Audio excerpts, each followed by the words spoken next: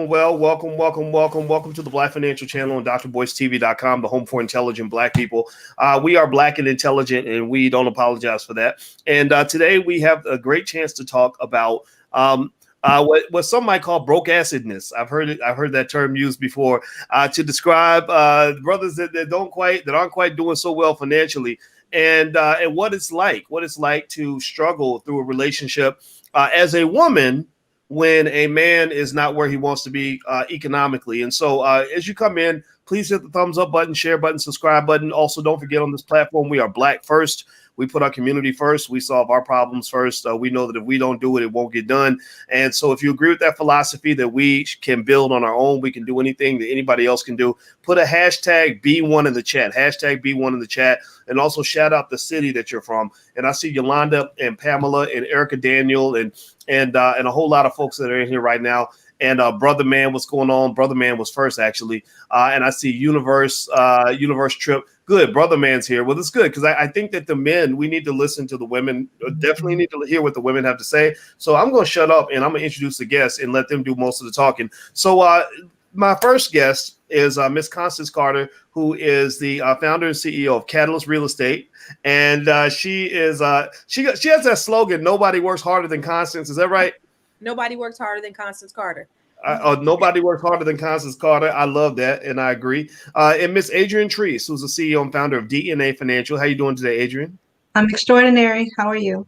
I'm doing very well. Thank you so much. And we also have Miss Ronique West, who is the president of the Greater Augusta Black Chamber of Commerce. Did I say that right?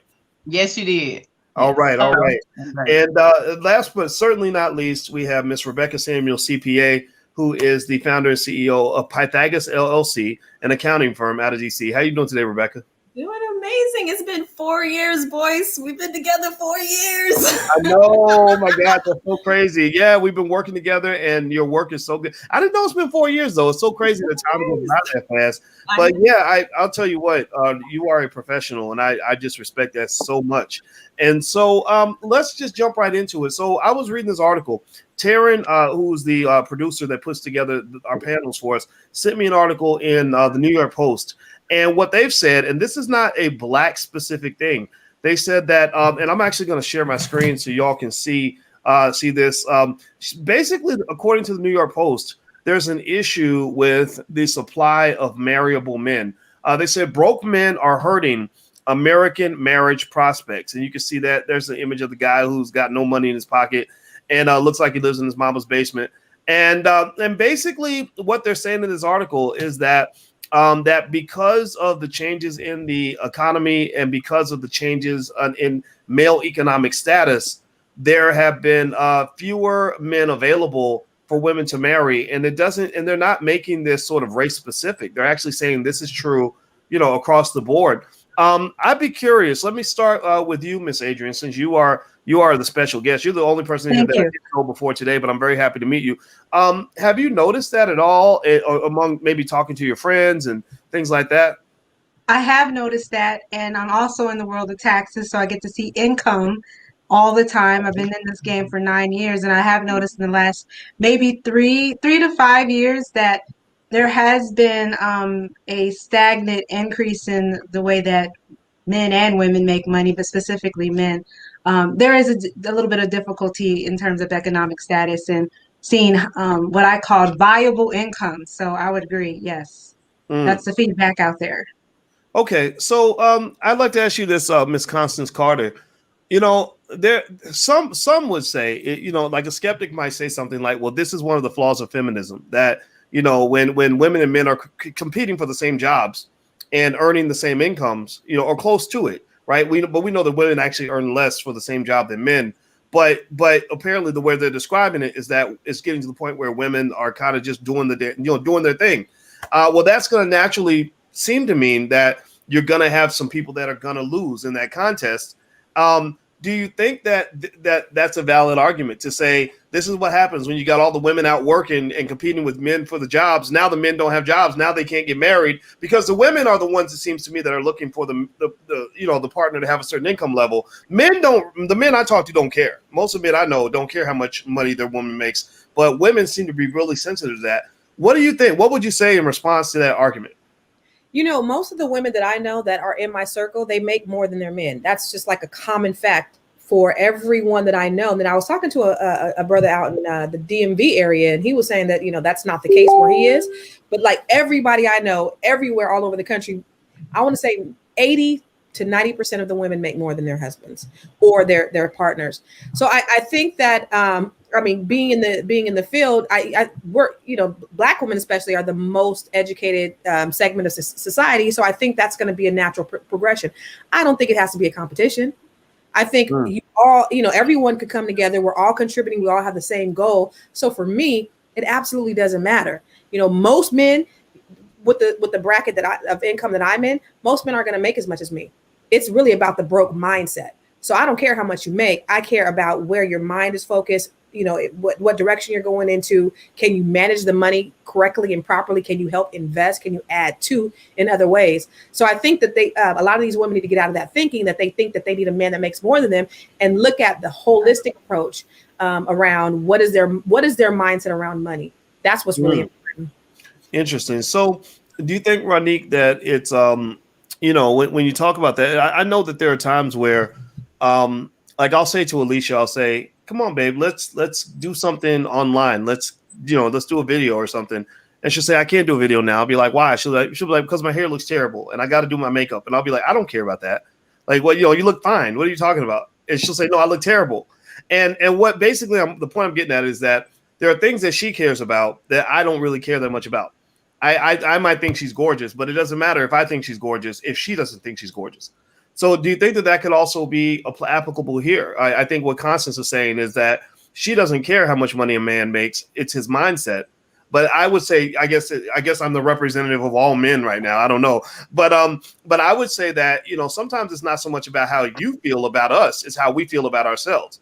I know that when I made more money, I naturally just felt more economically confident in a lot of areas. I don't know why. You just do. You don't want to feel like a loser. Do you think? How do we factor that in?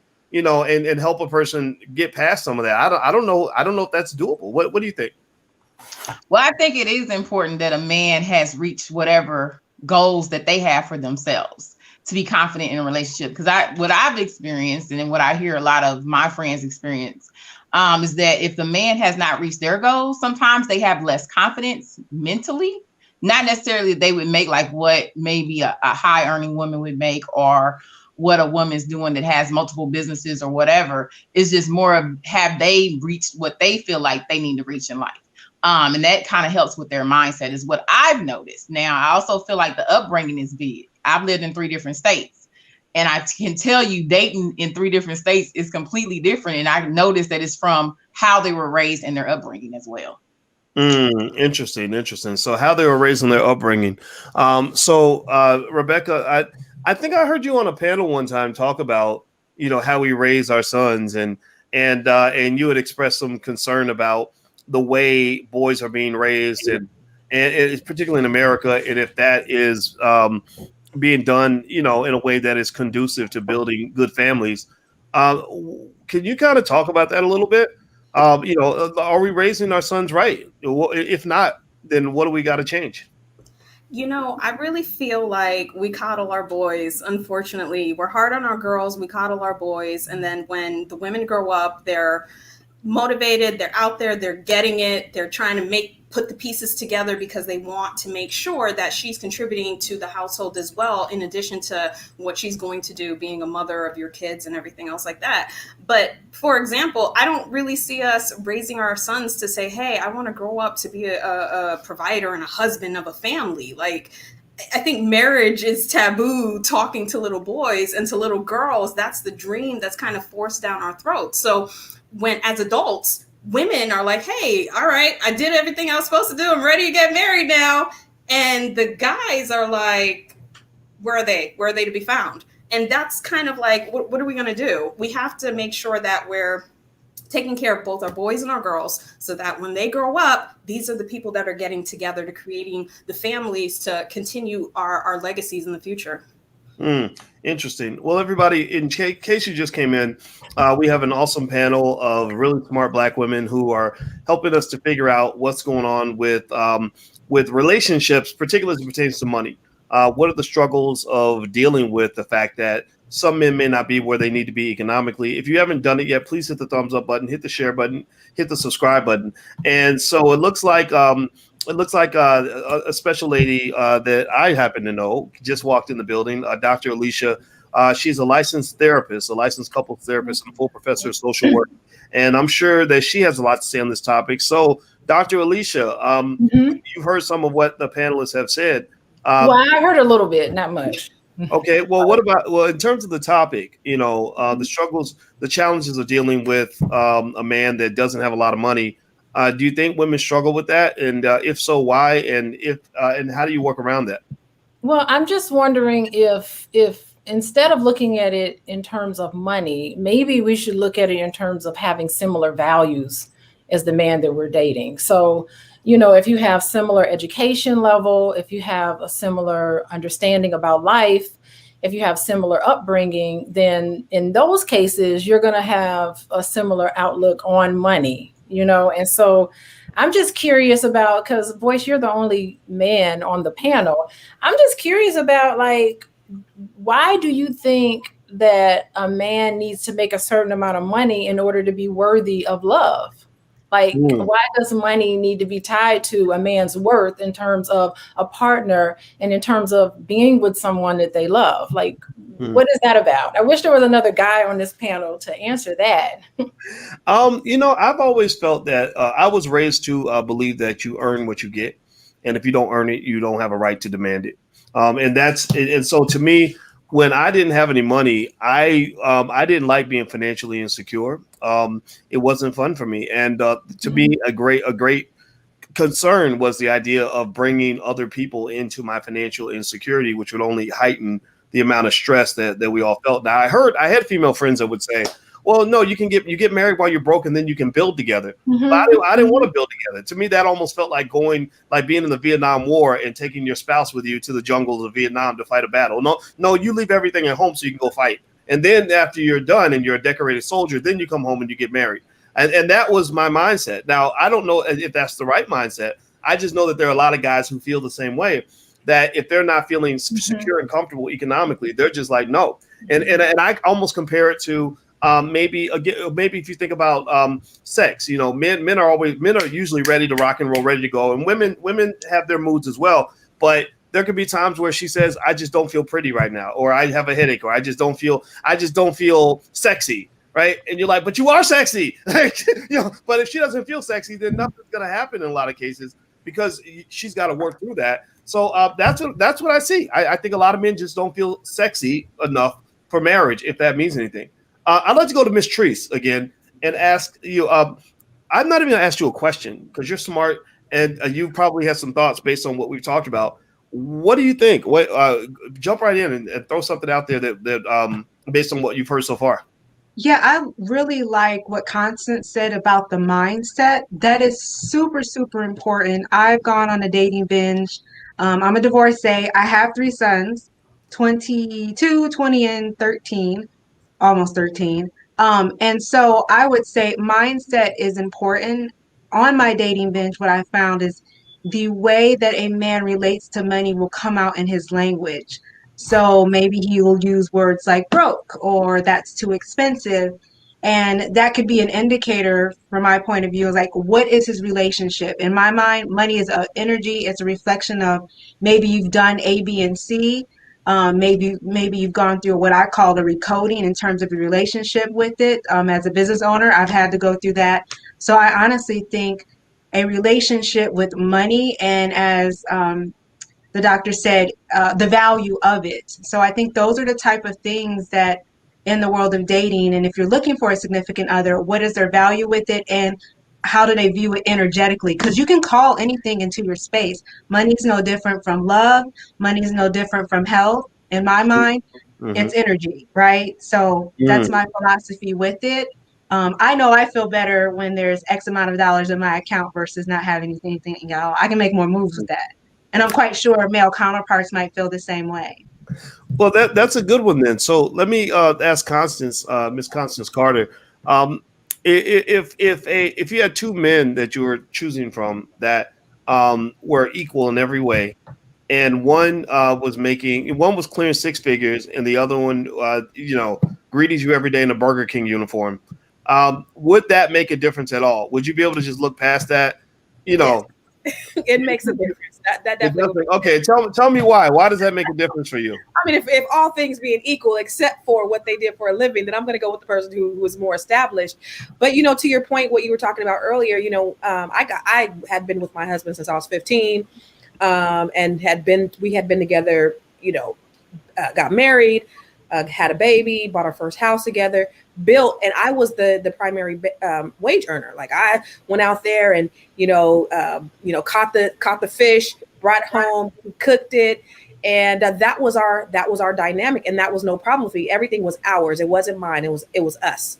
I never made him feel like he wasn't an equal contributor. Well, now we're no longer together, and so now as I'm out there looking at people, it's going to be a totally different thing at 44 than when I was 22 when I got married, as when I was 15 when I got with him. It's going to be a totally different approach to me finding somebody. I'm not going to be looking for anyone who wants to kind of just support me and not have his own income. I'm going to want somebody else who's more independent, who at this age, who has his own same mindset, same values as Dr. Alicia said, but they're going to at this age, at 44 years old, you need to have your own. Okay. Doesn't necessarily mean that they need to make as much money as me. That's not it. They just need to, have the same value system. That's all. Okay, so I'll be curious to ask the panelists. Does anybody have any crazy, interesting stories to share about times where you maybe run into odd behavior on the part of a man as a result of his financial situation? Maybe he was insecure, because all of you are really okay. I see Rebecca threw her hands up quick. Yeah, you're all powerful women, and you're kicking butt and taking names. Not every man is comfortable with that. Rebecca, tell us about your experience. Dating stories upon. Okay, for example, I live in the DMV. In this area, a lot of people make a lot of money. This is a six-figure area, right? But for whatever reason, I kept coming across men that had these very high titles like IT and all this other stuff. But when we would go on a date, the check would come and he asked me, so I'm expecting him to pay for it. And he's like, oh, well, I did this thing where my car's shut off right now. Do you think you could cover this? And I'm over here like, yikes. Ooh, ouch. First and last date, of course, but I'm finding that happening a lot. And now that I have my business has grown to the point where I'm doing very well, but dating wise, it's like it's not translating for me, and I'm not really too sure why. So at this point, I just kind of back off of it, and I'm just like, whatever's going to happen, I'm just let it happen, because it's crazy financially what I'm seeing out here dating. Interesting. Wow. That's a tough one. It almost seems though. So Ronique, it seems to me like it's not just about how much money the person has. It's just about sort of basic expectations of decent behavior. Like the idea of going on the date and expecting Rebecca to pay obviously means they had different expectations of this date. And so I think that leads to a question about whether or not any of this has to do with people just being confused. If people, if you hear, I'm the representative male on the panel, I guess. So I'll say this. I hear a lot of messages about, equality, gender equality. In fact, I hear messages that say that if a man wakes up on a Tuesday and wants to be a woman by Thursday and go and join the women's boxing league, he can do that, right? They just signed that into law. So it's almost like, okay, gender is a figment of your imagination. There's no, anything that you want to do that specifically, something a man does, it could be defined as sexist or toxic masculinity. So maybe there are some men who believe that stuff, right? I'm gonna tell you the truth, Ronique. I'll look at your thoughts on this. I literally got about maybe 28, and I realized that a lot of what I've been trained to believe was stupid. I had been trained to believe stupid things like, if a woman likes you, she can ask you out just like you'd ask her out. So you know what I did when I first met Alicia? I did not ask her out because I did not want to be a predator. I didn't want to be seen as a creepy man, right? So I sat there, because I was like, well, I don't want to be mean. I don't want to be rude, right? But then I learned, I said, you know what? This is stupid. To hell with political correctness. I believe that a lot of women want a man to be a man. And that whatever that comes with what, Rodney, give me your thoughts on that. Definitely. I think a woman, regardless of whatever title we have outside of ourselves, because it's just the title, and the title can change. You know, our what we're doing at that time can change. It evolves, whatever. We're always evolving. Just always remember that I'm a woman. So it's very important that you're the man in the relationship, whatever that may be for me. You know, you have to let me feel like I'm the woman in our exchange. That is very huge. And I think men's, if they're subconscious, if they're not confident in themselves, then how are you going to put me in my woman mode? You're going to keep me in my more masculine mode, in my boss mode, if I don't feel like I can let my hair down with you, if I can't relax with you, if I feel like I can't trust you to do whatever it may be, then that's a lot of the issues I think sometimes that come up when we think about, okay, we need to have a higher earning man. And then on top of that, I kind of want to go back to what Constance said and ask the question of the panel. Now, this may cause a little rift, but I have more women that are married than single that I'm actually connected to, that I'm really close with. But one thing that we've all been talking about, especially since we've gotten, you know, over 40 or whatever, my daughter's 27, and I'm 43. And so what we have noticed is that it seems like we have been trained as women to kind of be super women and take on too much, especially here in America. And in a way to where I know I was talking to someone the other day and they were saying that sometimes you have to just learn how to let go, because if the man feels like there's nothing to be done, they won't do it. You know, they won't double the effort. So because we can do so much or whatever, I think sometimes that is part of the relationship thing, of the dynamic that we're fighting with in America. So I don't know, I'm getting feedback, I'm sorry, here in America. But I just wonder, how do the other panelists feel? Do you feel like we have been trained more as women to take on more here, especially Black women? I just wonder, is that the dynamic? And then that's where we're having that disconnect as men and women, so that when we're dating now at this stage, we're having a hard time finding mates or having compatible relationships. You know what? You know, ladies, hold on. You're going to hear a lot of crazy noise because my computer is acting crazy. I apologize for that. Hold on. This is going to seem a little weird. Hold on. We can't hear you. Now you mute. No. Mute it. Mute it. Let me bring myself back in. There's two of you now. That's what's causing the feedback. Yeah. I'll explain that in a moment. Hold on.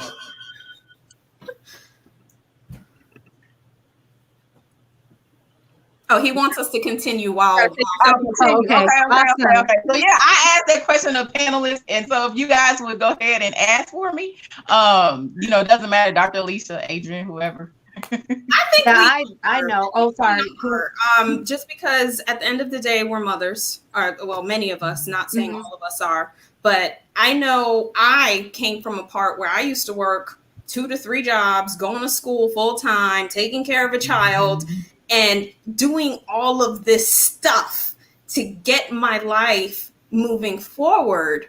And I didn't have the help that I needed from a quote unquote partner. And I'm also divorced myself. And even when I was married, that I did not receive the support that I thought I was going to receive. I was the breadwinner. I was paying all the bills. And it's just like, after a while, you kind of say like, wow, I'm doing all of this stuff. What is my partner doing? What is my partner bringing to the table? Why am I doing everything? So I agree with you. I also agree.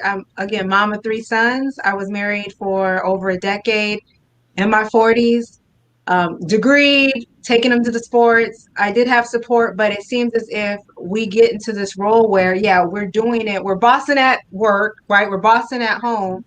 And completely, that's been my lifestyle. And I'm coming to understand about this feminine energy that I need to call into. And I've been way too masculine. We are groomed to be way too masculine. So I think that's where that disconnect is. When we do find someone, I need a masculine man or someone who's more masculine than me, so I can default into my feminine energy completely. I love it. Yeah. Dr. Alicia, was you going to say something? I see you shake your head.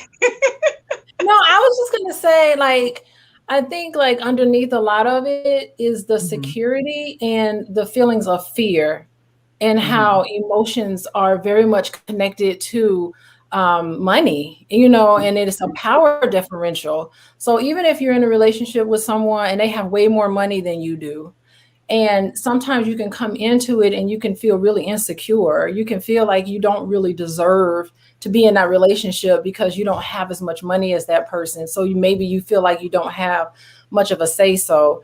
And particularly for Black women, when we talked about, we come into our relationship with a significant other with an existing relationship we have, and that's the relationship that we have with money. And that comes with our childhoods. Like, did we grow up in a family where, the lights were cut off and because we didn't have enough money, and you're carrying that fear and sense of insecurity into that relationship? Sometimes you can earn a lot of money and have enough money to pay all the bills and everything will be fine, but you still have that memory in your head of when you were a child and we weren't tying ends. And so you can come, and even though there's enough money, you can still have that fear that's underlying with are we going to have enough money in the future? And so these things need to be talked about if you're in a relationship, and you really do need to treat your relationship like you treat a business. Like if you're married, it doesn't matter who makes money. You can make more money than I do.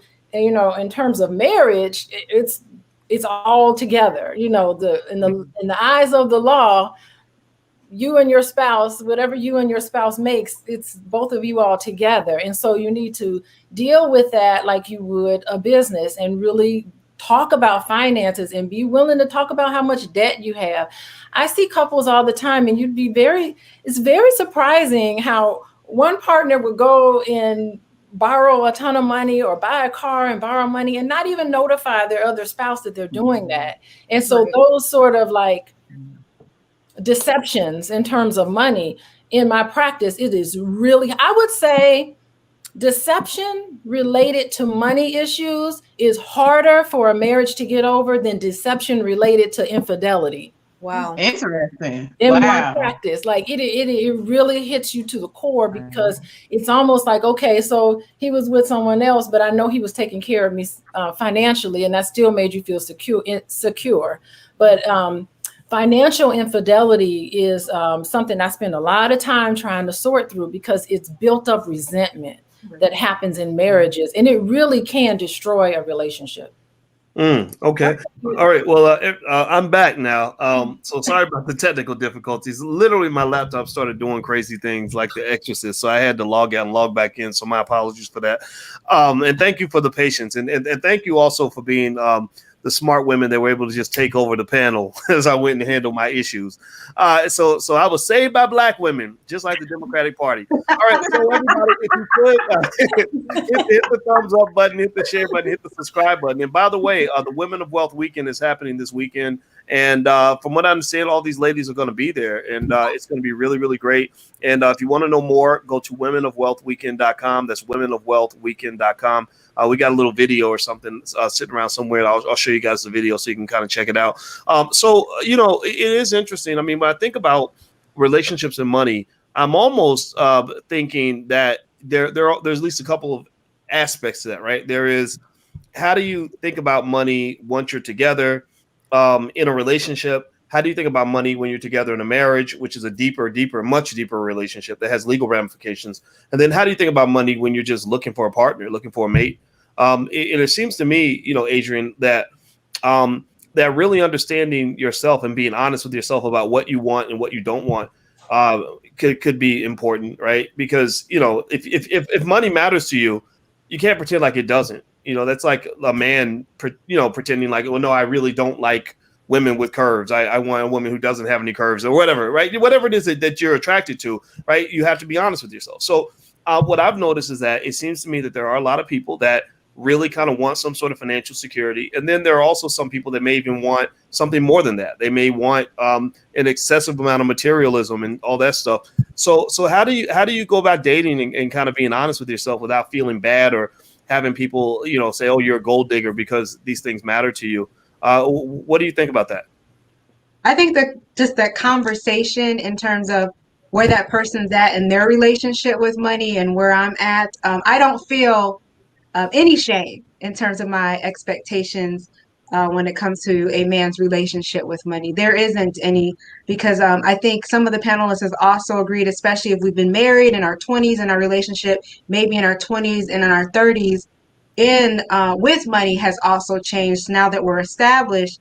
I think the fact that making sure that it's accessible, making sure that it's generatable, like that it's we have access, because really and truly money can make things easier. Like if you have it and there's a bill that comes up, I have a kid who's in college. Yeah, money is important, right? You know, if they have activities, health insurance, all of that are all connected. So just having those honest conversations is very important. And when I am dating, I am looking for those key words: expensive, broke, um, goals, possibly how they feel about it, career, if they're ambitious. Those are all things. And if we also share the same values. Okay, interesting. So, Constance, I want to ask you, what are your friends saying? Like when you're sitting and you're talking to your friends about the dating scene, particularly as a Black woman, and then you see stuff like, Kamala Harris didn't even marry a Black man, right? She married a guy. She married Doug. I don't know if Doug went to Howard or not. I doubt if she met Doug. I don't think she met Doug on the yard at Howard. And so, what do you think? I mean, when you have people that say, these brothers, they just, economically they're struggling. Camel's got the right idea. Like, what do you think? I mean, are you hearing that kind of stuff, or what are you hearing from women when they talk about being on the dating scene? Yeah, I'll tell you what, when I was like married, I would just look at my single friends and be like, I feel sorry for you. I do not envy you, because I always hear horror stories about being single and about out here looking for, a suitable mate. And I tell you, just even having this conversation is a little bit discouraging, because it just seems like it's so much, especially at this age. And a lot of the friends that I have that, got married so young are kind of in this iteration of their life where they're kind of going through the same things. Because I think, as you change and you grow and you kind of, you want different things. And I think when you're in your 20s, I feel like didn't even really know myself. When I got into my 30s, kind of figured out who I was. And then when I got into my 40s, I kind of figured out, what is it that I really want? But just listening to this conversation and being newly single, and, this is the first time, yesterday was the first time I ever even said that in public. Nobody even out in public even knows, but just thinking about what's out there and the things that you have to navigate through, it just feels so discouraging, because, you got to worry about money and baggage. It's just overwhelming. It makes sense because bills are due every month. Once a month, that bill is due. So in a relationship, you got to talk about that. Like, even if that's why I think like conflicts and relationships about money is so common, is because every month those bills are due. And what happens if your car breaks down and there's some unexpected crisis? That causes a lot of stress. You can lose your job. Maybe sometimes there's a setback. And it's really nice when you have a partner, if you're in a marriage and you have a partner who you could lean on for help. You can go to each other. Hey, I'm short this month. How are we going to work together to make sure this works? But it's when those unexpected crises happens, they can really cause problems even in a marriage. Yeah. Every month we're going to have to talk about. And I really do encourage a lot of the couples that I see that they need to talk about, they need to have a financial meeting at once a month. You need to sit down and talk about finances. And really, in full disclosure, I think Boyce and I think we talk about money every day. Yeah.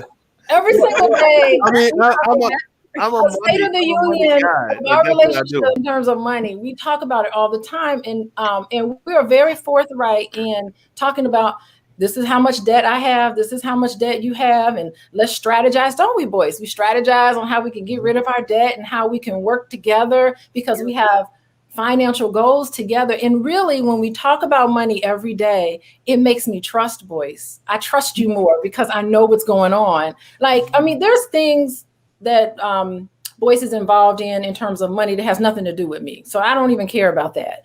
But in terms of our relationship and what we do, I really love that we talk about it every day, because it does make me feel secure, that we are on the same page. And really, that keeps our intimacy really close because we're working on that same goal. Wouldn't you say, boys?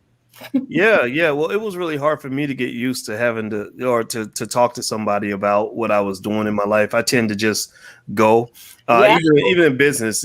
I got that Constance Carter in me. I go hard, and it's like and then I tell everyone else to catch up. Like, oh, these are the 5 things I did.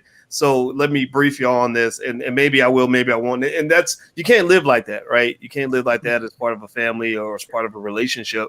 And but I can definitely say that I think that really what helps is when what helped me anyway was when I felt like the pressure was off. With Alicia being a professional, the compromise I think that men in general have to make and should make is, if a woman has her thing going on, like, you got to completely respect that. And I think some men, especially men that have big egos, who've done a lot of great stuff and conquered a lot of mountains or whatever, feel like, okay, you need to just get up under my umbrella and just sort of be my backup singer. And a lot of women just aren't built for that. Like, they're amazing in their own right. So you have to know how to just step out of the way and know that it ain't all about you, right? But then I also think that the pressure was off in the sense that, the best thing about money, about having money, is that we don't really have to stress about money. And it's not a competition on any level. It's not something where we're going to fight over money because, the light bill didn't get paid or whatever. And that helps. And to me, that's an argument in favor of financial security as a catalyst to men wanting to go deeper in relationships. I would not feel comfortable marrying almost anybody if I was struggling and broke. I just wouldn't.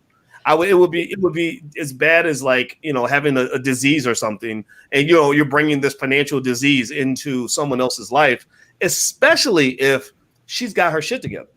But long before I dated Alicia, I was a grad student, and I mean, I'm talking about struggling, like barely paying the rent every month.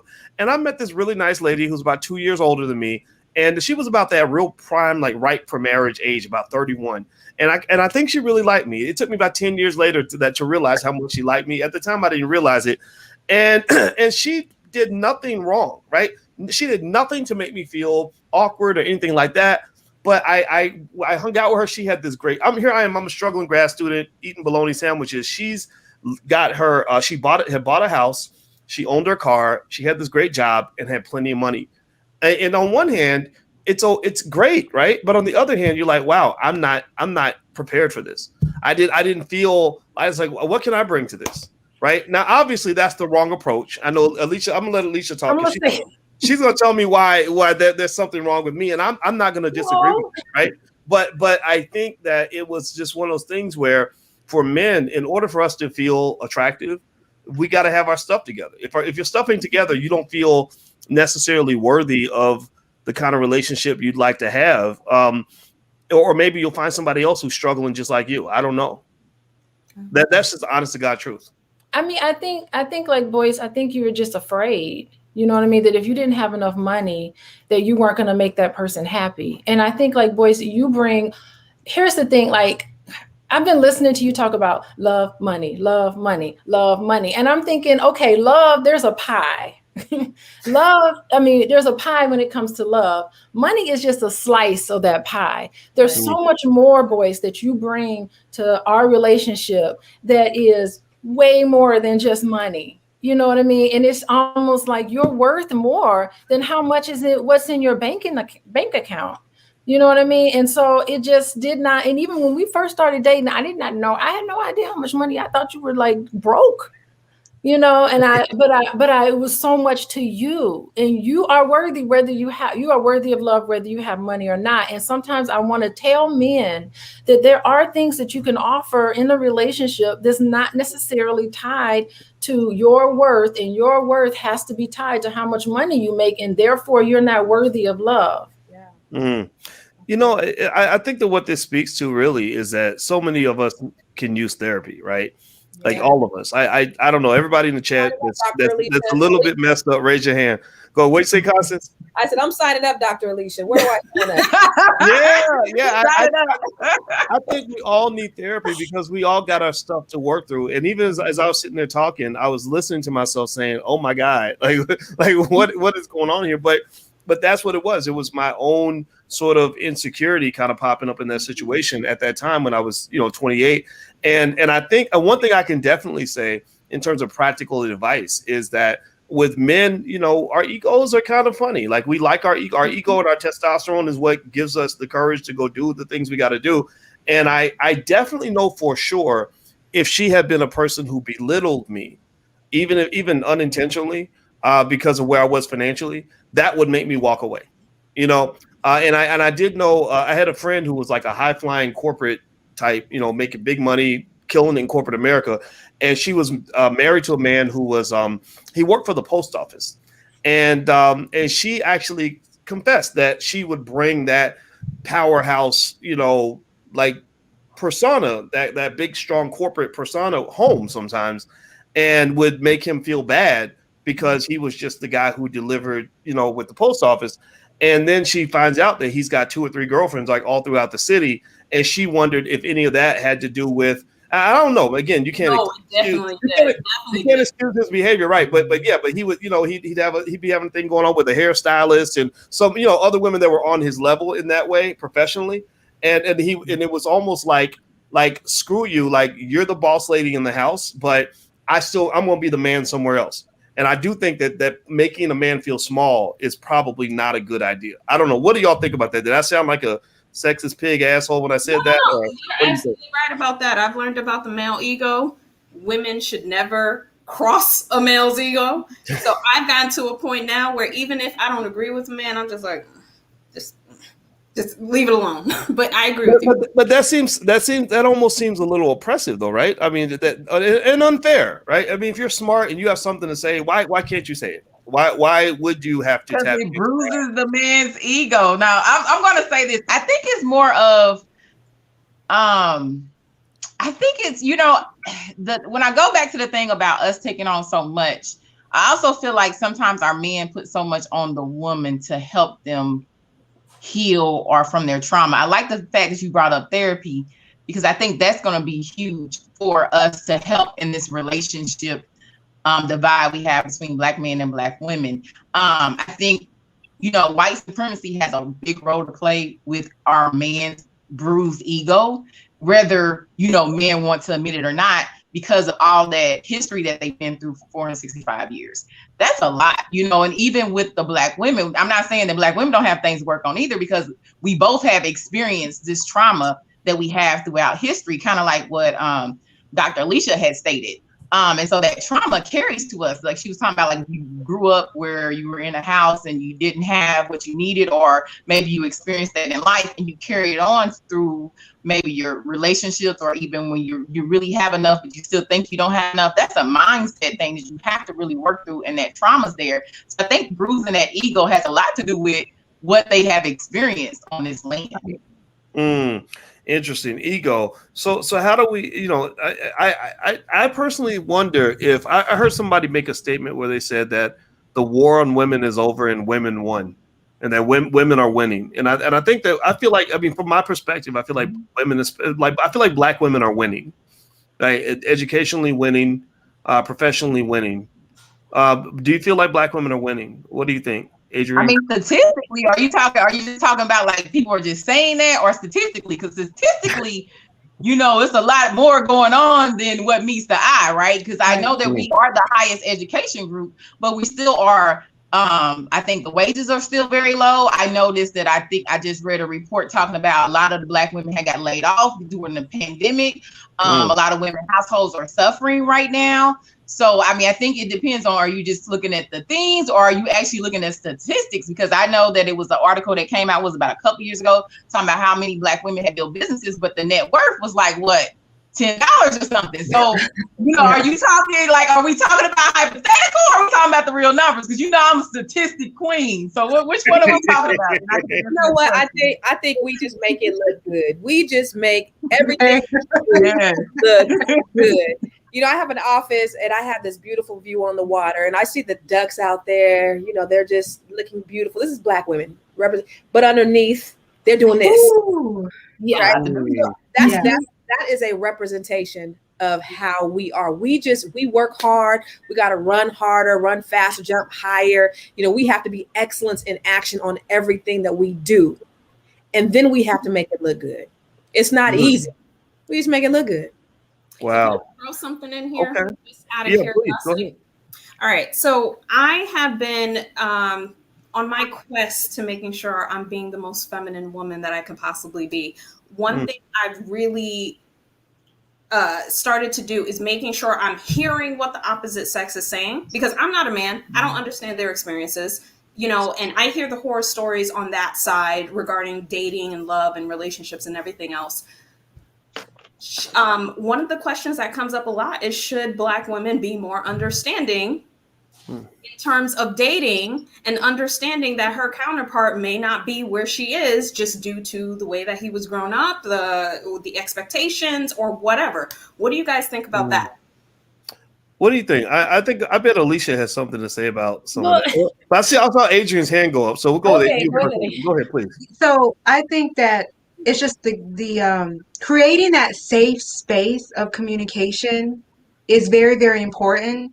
And I want to say, I'm learning to listen more. And be more compassionate. Those are great qualities in order to maybe soothe or be supportive of where a man is in his journey. Those are important things. And as far as winning, if statistically we're winning, I still think that we still have a long ways to go in terms of maybe are we winning in love, because that's also important. That's not statistically necessarily measured, but I don't know if we're necessarily holistically winning in that area. But I would say, as far as creating a safe space, I love that. I do that with my sons. I do that even with my ex-husband, right? Because we co-parent, just creating that where we have this friendship, and I think that could also be used in a relationship. Winning in love.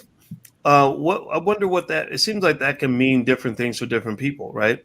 I mean, are we even making a false assumption by assuming that every Black woman in her 30s or 40s wants to be married? Is that a bad assumption to make? Because when you talk about relationships, there are lots of ways to have another human being in your bed if that's what you want, right? That's not hard to do.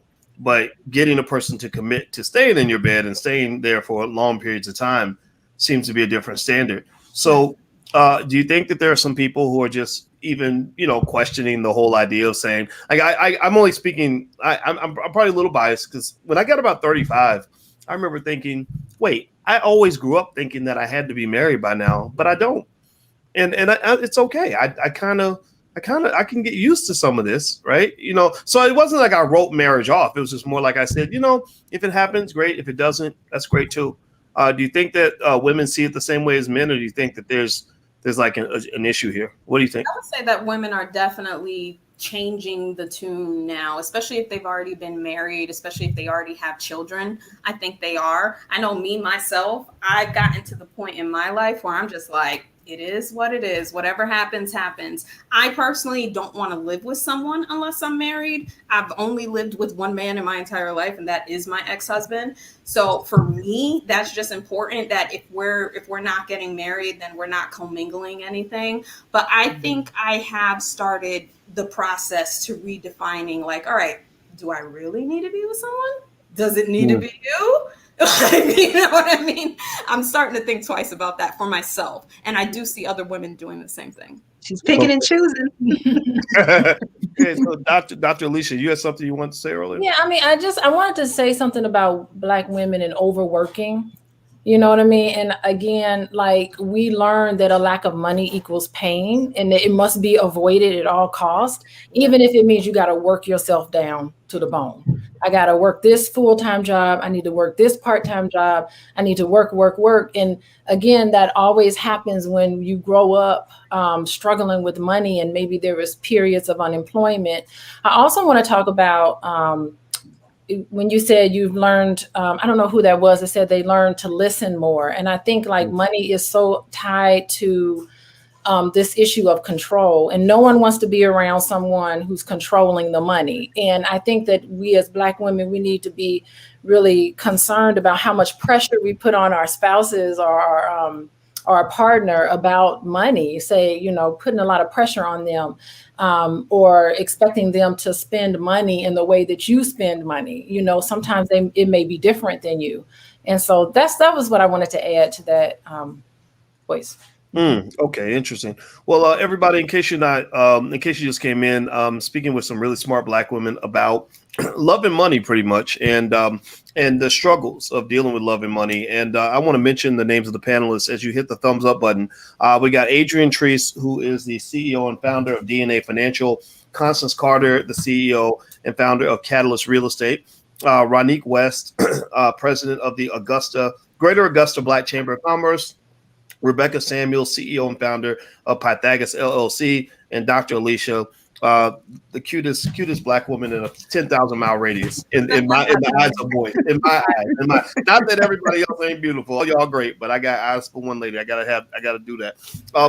So let's finish with just a couple final thoughts, and then I'd like to let every panelist kind of share their final closing thought. The reason I think these conversations are important is because relationships are critical for any sort of building that you're trying to do. If you're trying to build any sort of, anything in terms of wealth or family, things like that, it helps to have healthy relationships because you have a teammate, and if you have a constructive teammate, then you can do a whole lot more than you would do with a destructive teammate or with no teammate at all. Yeah. And also, I make the argument, and I'd like to get each person's response on this, but I make the argument that that relationship building, especially for a community that's kind of gone through some trauma like us, has to be very, very intentional. Like to the point where you're reading books about it, watching videos about it, getting therapy, getting help on this. Because that's what I found. I found that there were times where, because of my trauma or because of hurt feelings from childhood or issues, insecurities or whatever, I would destroy relationships because of that. Because it's easier if you abort the relationship before it's even born, before it grows into anything, then you're not going to get hurt that way, right? And so I would like to make the argument, or so that we can walk away learning something from this conversation, that perhaps that's part of it. Right? Like for example, if your goal is to get married or whatever, there are ways that people can carry themselves that make them a more attractive option for marriage, and there are books written on this stuff, and there are, people out there that can give you good feedback and things like that. And I encourage people that want something, that have a goal in relationships. Don't just hope that it's going to happen. Like, don't just, I'm not a believer in assuming that if you just do whatever you want to do and you just are whoever you want to be, whenever you want to be that person. I don't know if that's going to work. I think it's sort of like anything else. It's like if you go work for Amazon and you want to be the next vice president at Amazon, there's some skills you have to pick up, a process you want to understand, right? A way you want to carry yourself professionally, right? So what do you think about that in terms of just saying, okay, if my goal is to have a certain kind of relationship, I'm going to study that process as much as I studied, science in school. What do you think? I agree. I absolutely agree. It's about mastery, understanding the way. Number one, the most important relationship, the one with yourself, right? You want to make sure that you're studying yourself. But I wholeheartedly agree into diving in and understanding the way that your potential mate could be possibly made up in their mind, and completely can support that. Yeah, you have to study and read. Okay, study and read. All right, which also seems to say that you want to, if you're a studier and a reader, you'd want to get a partner who studies and reads, right? Absolutely. Yeah, absolutely. Or if you're a person who's okay with getting therapy, it kind of sucks if your partner's like, well, I'm not going to do therapy. I don't want to do that, right? That's not a good teammate. Anybody else want to add to that? Yeah, I mean, I think like what Adrienne is saying is that you should know yourself. And like I said, and on other panels, is that make a list of the attributes that you want to have a mate. Take five things that you want, 5 attributes that you want in a mate, and then you become those attributes. And then, of course, that will attract that person to you. And so that's what happened to me. You know, I've used it, I've practiced it in my own life, and that's what's happened. So yeah, for sure. I mean, those are the things that you want to become. If you want someone who's trustworthy, you be trustworthy. If you want someone who's honest, you become honest. If you want someone that's open, you become open. If you want someone that's fun loving, you become fun loving, adventurous, all of those things, you become those and do those things. And in those spaces is where you will find your soulmate. Yeah. I was gonna say, go ahead. Oh, you go ahead, please. I was gonna say, kind of this sentiment what Adrienne and Dr. Alicia say. Self-knowledge is a superpower. Also self-healing, right? Healing yourself, going back, addressing your childhood trauma or whatever trauma it may be for you. Because I feel like as you heal, like energy, like I think it was Adrienne said, everything's energy. So whatever energy you're putting out, that's the energy you're also attracting. So remember that. And then your discernment is higher also when you have healed. Like you could, like she said, she kind of listens to how they talk about money and so forth. And then you're listening. So if you're addressing that trauma, whatever it may be from your childhood or whatever, then that also helps to attract who you want in your life. And I like the fact, Boyce, that you brought up, not everybody wants to be married, because not everybody wants to be married. We might have experienced that in our first half of life. I know like the first half of my life, I was in relationships, married, everything. Now I'm like at a different stage. My daughter's grown, you know, she's been out the house for 7 years. You know, I'm in a whole different segment in life. So now I'm kind of like, okay, what do I want, you know, and a partner and a mate? First, I want to just really learn myself as much as possible and just love myself. And then whoever comes in that is able to, you know, add to that, or, you know, I can add to them, but it's an equal give and take. You know, have you healed from your childhood trauma? You know what your triggers are, because we all have triggers and nobody's perfect, but do you even understand what they are? Because that, to me, I like the emotional intelligence part. I think is going to be the hugest thing for me than the money part, just to be honest, because I can tell he's a high earning man, but they're emotionally unavailable. They haven't addressed some things, you know, and you can tell immediately, especially when you've done your work. For me, that's going to be one of the big ones. And then one book that I would suggest for anybody that wants to kind of read one is called What Mama Couldn't Tell Us About Love. It was written by two therapists, and it connects the dots between what we experienced through slavery until now and how we may be doing some things, and has a lot of great things in it for you to do too. So while we talk about reading and studying, I love reading and studying. I do believe if you want to get better in certain areas, you want to read and study those things as well. Yeah. I mean, yeah, that slavery thing did a number on us. A lot of us come from families where crazy things happen. I've had to address it with myself. And I think that the best thing that I learned over time is that, if you approach the relationship kind of realizing that you've got some imperfections that you want to improve on so you can be a better fit for the person that you love. And if they're willing to sort of consider the same idea, then you can kind of work on that healing together. I know that Alicia and I, but as preventative maintenance, we started, talking to somebody about our relationship, just to, work through things like just to avoid problems. Because when I saw, like to me, the word commitment, I feel like as a society, I don't think we even know what the word commitment means. I really don't. In my mind, I heard a pastor say one time, he said, if my wife ever leaves, I'm going with her. I'll be like, baby, where are we going? Where are we going?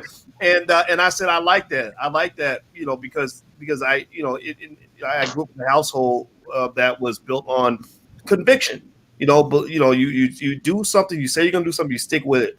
And that's also important because the family is an institution, and I think that here's the thing.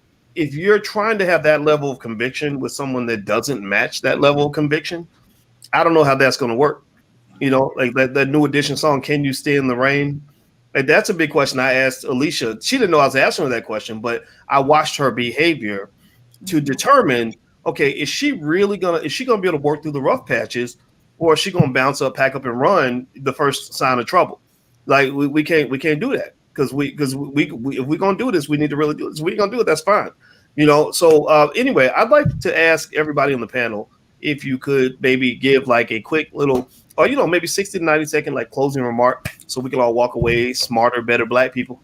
We'll start with you, Miss Treese. You are a special guest today, and I hope that you'll come back. You are welcome to come back. So, Adrian Treese, CEO of DNA Financial, what will be your closing remark? As it relates to this topic, I completely believe still money is an energy. I also believe in the philosophy of self-love. And if you're looking to find me, you can look for me on Instagram. I'm at the Adrian Trice. And I actually share some of these philosophies in an upcoming platform that I'll be creating under the Adrian Trice brand. So I look forward to, of course, being here again when invited back, and look forward to this Saturday's event. Yes, the Women of Wealth Weekend. All right, Miss Constance Carter, any closing remarks to help us that we can learn from today, from this conversation? Well, I'll tell you, I came in knowing less than what I'm leaving out knowing. So I came in learning a whole lot.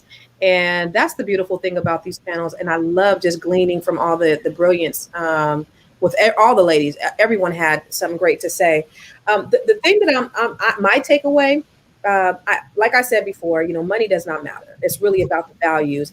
And what I do understand is that a lot of men place their value in the money that they make, and they need to make something. It doesn't have to be as much as you make, but it should be something, because then it makes them feel more, say, worthy of just being a man. Being intentional about your relationship, doing different things. And I one relationship, married, one person since I was 15.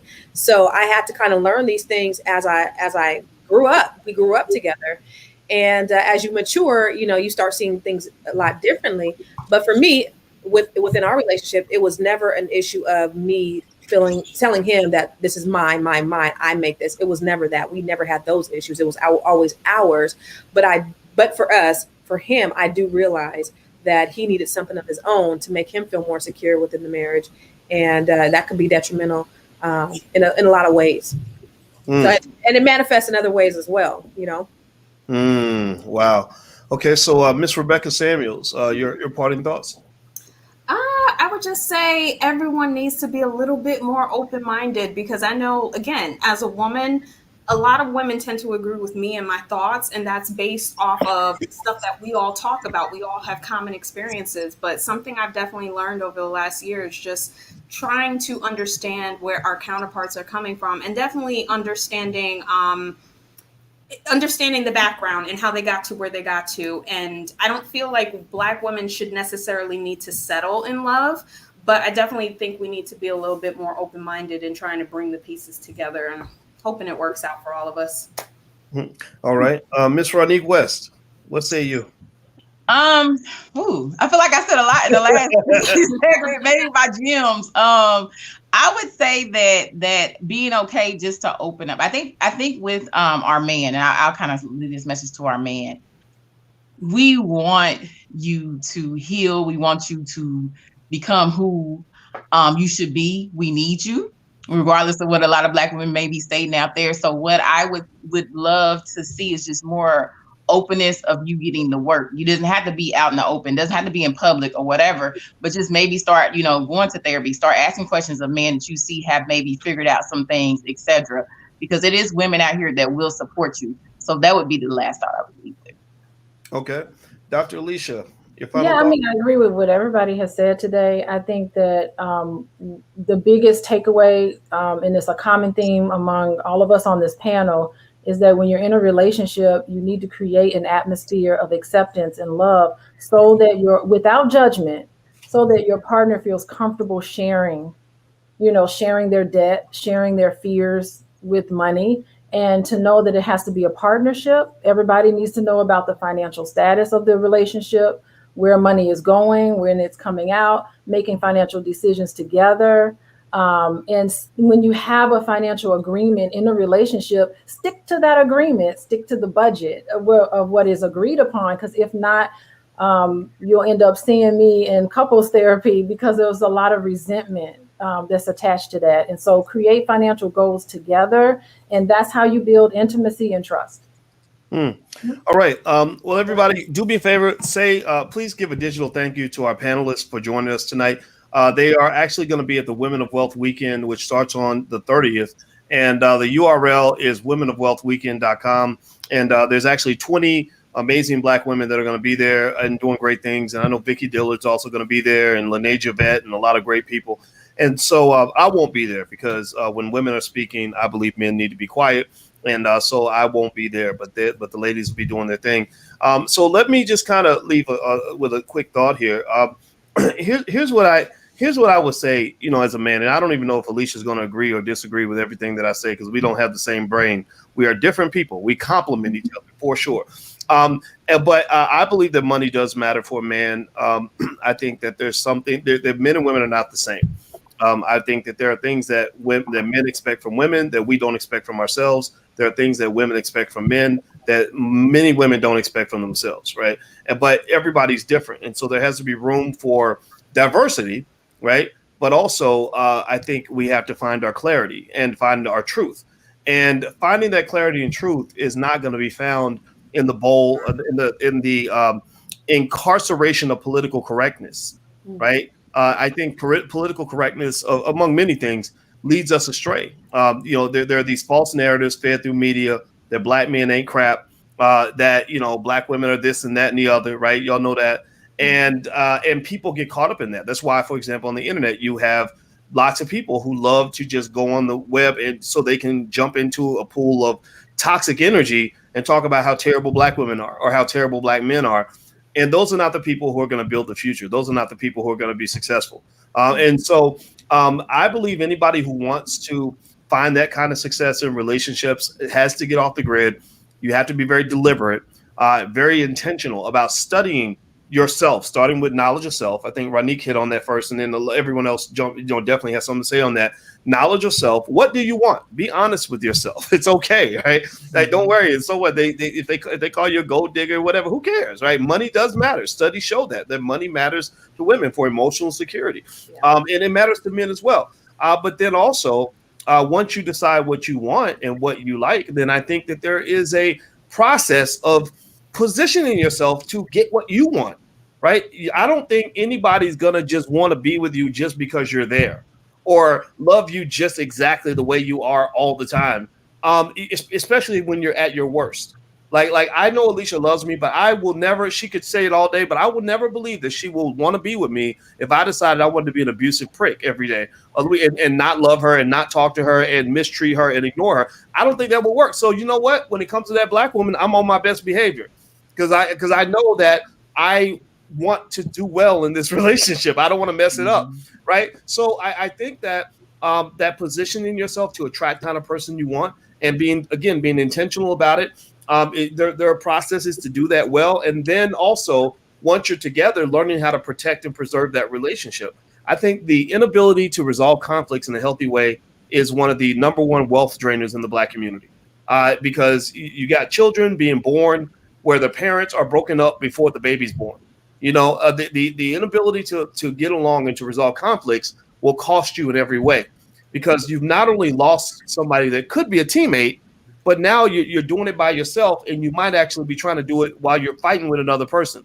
And that's, you can't, it's hard to compete that way.